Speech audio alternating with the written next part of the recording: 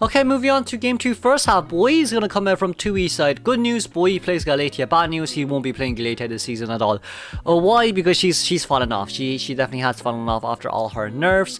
Now here, as we can see as well, we're going to come out with a wax artist here from Boy E side. I will miss his Gala forever. I mean, I watch Afu growing up, but it's sad to see another Galatia player go. If I was in tourney, I wouldn't play Galatia too, I won't lie with you. But of course, wanting to go after the Antiquarian first, but it seems like we want to get rid of the Beast just to go and chase after, not Entomologist, but it does seem like we want to chase after, no, we're not chasing after First Officer. We're basically locking ciphers and looking for someone new to change. Leave out is currently the Seer. So we're currently looking for the Seer here, as we can see, rotating in towards this area. Should be able to land quite a lot of wax here, which is the good news for the wax artists here, because wax artists can definitely bait out the owl. Ooh, the owl was not baited out. It seems like our Seer main is currently playing very safe, but no owl coming out 52% wax. Not a good sign. Not a good sign with immediate hit right there. And of course, Seer has to vault over this window immediately, simply because of the fact that this guy does have blink ready right now. We're gonna play mind game here a little bit. I mean, even if we did manage to play mind game, at the end of the day, it is what it is. Puts down the pallet right there. The wax has dropped down significantly, which is a good sign. Bad sign really is just the fact that Seer can loop here for a while, and Seer still has owl. So, I mean, if he can land some wax here, that's what matters the most. But of course, Entomologist being a pain in the head. This is so annoying to deal with. This is the thing with Ento, right? It seems like she's fallen out of meta as well, but she hasn't. It's just that she's good against certain hunters, like, you know, the likes of Undead, Hermit, Wax Artist, like even Anne as well. Really good against Anne as well. But not a lot of hunters play these type of characters, except for maybe Wax Artists. There's a lot of Wax Artist mains out there.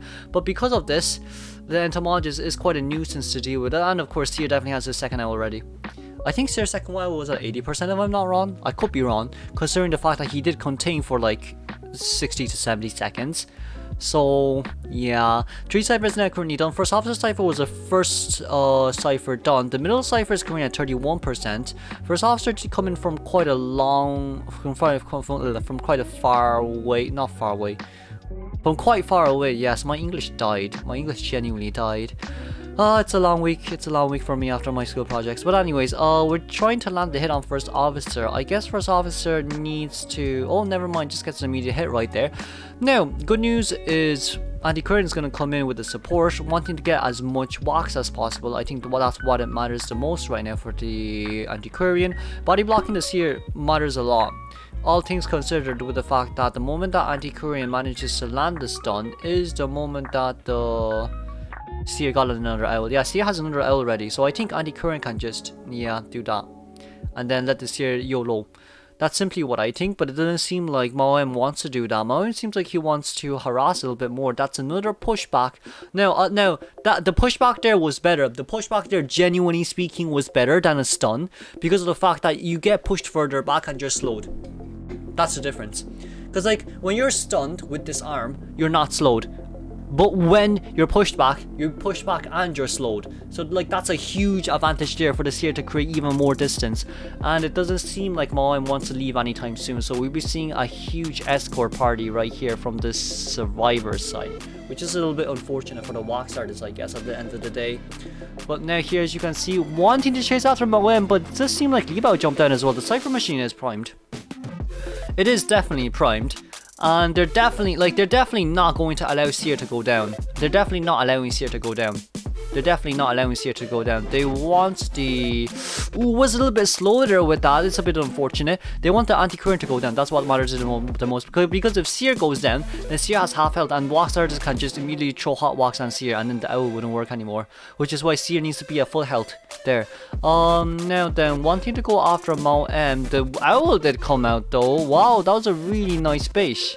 That was a really nice base. But it doesn't seem like, oh, the Antiquarian has managed to disarm. And of course, the excitement come out. If the excitement come out, it's a 3-man escape. Let's congratulate FPX for the 3-man escape. Moving on to second half. Okay, let's see. Second half we go. It seems like Fulang. Wait, give me, wait, yeah.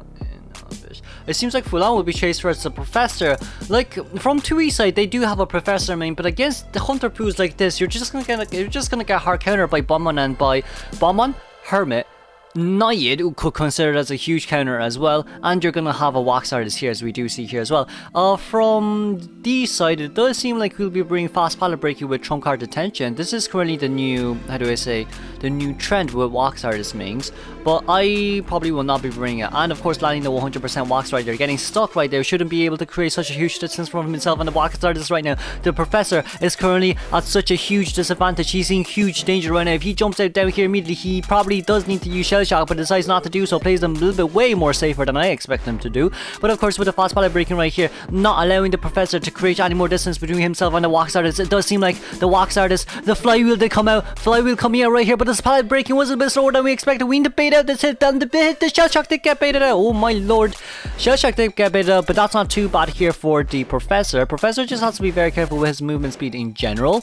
It does seem like D wants to save his blink. I guess that's a good sign. The next good sign is blop, blop, boom. There goes the Cypher. Cypher will now be locked. 68% Cypher currently in middle. And of course, the two pallets in front of them will also be destroyed.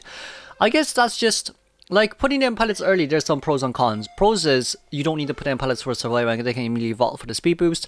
The cons is it's gonna get destroyed if the hunter chairs them near him. So then you don't have these two pallets anymore. It's basically like saying I'm giving away free pallets while I'm not giving away free pallets. Now then, it does seem like there's gonna be two coming in for the rescue. Anti-Quarian with the pushback, which is not bad. Anti-Quarian with the next stun, which is not bad. But of course, this third stun coming in simply just means Anti-Quarian will be hit.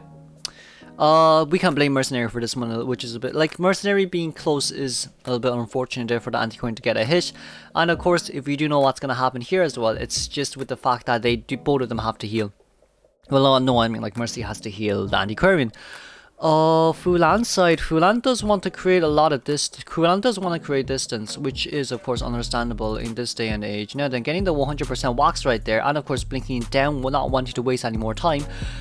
I think D, so where did she come from? I was not looking. Where did she come from? I was not looking. I was genuinely not looking. But D needs to land a hit here on the Anti-Quarian. That's the problem. I feel like if D doesn't land the hit on Anti-Quarian, then it's really bad. Why, you may ask? Because he doesn't have Hot Wax open yet. That's why I think it's bad. He doesn't have Hot Wax open just yet, but it does seem like we're gonna land a 100% wax right here, and Anti-Quarian didn't really come in with an anti-harass. Anti-Quarian doesn't have anything left on her. Oh, that's why. Fair. Not fair. Mercenary will definitely be forced into rescue again, but at least the last Cypher is currently at 17%. If D can lock, I don't think you can lock this Cypher from this far away. I think that's just the biggest problem right here for D. All things aside, Mercenary still does have 2 elbow pads, so he should guarantee the rescue. But he probably can't body block. Oh wait. The tram saved you. The tram saves you from all that, hey? The tram... Oh no, they won't be able to rescue! Oh wait, they won't be able to... I was about to say the tram saved you. The tram saved the Mercenary from being double downed. But it seems like the tram actually helped the Hunter instead. I'm so sorry. I am so sorry, Tram Senpai. I'm so sorry. I'm so sorry for misjudging you right there. It's a little bit unfortunate, but it doesn't seem like he managed to lock that. But at least now the Embalmer is now forced to run on the outer vicinity here. Gets 1 chip, but seems like he doesn't want to hit him down just yet. Are we gonna go for the... Oh, we're gonna go for the 100% wax. But of course, popping the Cypher here... Ooh, there's a miscommunication. Gets a hit down. Overall, it shouldn't be too bad. I feel like if we didn't pop there, it would have been better, because if we just chair the Embalmer can self-rescue. But at least it's still guaranteed tie. It is still guaranteed tie. We're gonna see the teleport coming in immediately just yet, or are we not? It does seem like the Embalmer will be changing. Well, not changing. Will be resurrecting himself. Yeah, it's a guaranteed tie. It's a tie. Survivors did very well here. It's a guaranteed tie. We're just gonna hot wax our way through this, I guess. Okay, hot waxed our way through this. We need to be very careful of what we're going to do right now, because D has to get rid of his hot wax and then immediately chair back towards another further chair, simply because of the fact that if they do come rescue and successfully body block, it is game over for D. But of course, he made the right decision of chairing it very far away from the graveyard cage. I'm gonna assume the survivors aren't gonna come in. I genuinely am gonna assume that they're not gonna come in, considering the fact that there's 60 seconds left on detention. So I don't think there's a need to come in. Mercy still does have one elbow pad, but even if Mercy does have one elbow pad, there's nothing this anti-current can do. Yeah, there's nothing this anti-current can do, and of course D does have teleport. We're gonna teleport immediately right here, as we can see, but it does seem like the anti-current is a little bit too far out. Oh no, if anti-current gets landed like a lot of walks right here, genuinely is game over. Currently at 32% walks right now. Mercenary needs to leave. Mercenary! Oh no. Oh no, Mercenary didn't leave? Let's congratulate FPX.ZQ for getting a 3-man elimination. Moving on to round 3.